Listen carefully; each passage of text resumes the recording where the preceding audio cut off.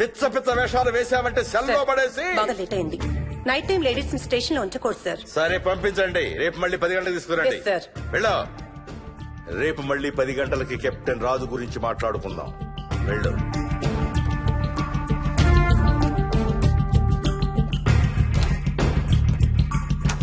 Sir ఆ రాజుగాడి photo sir.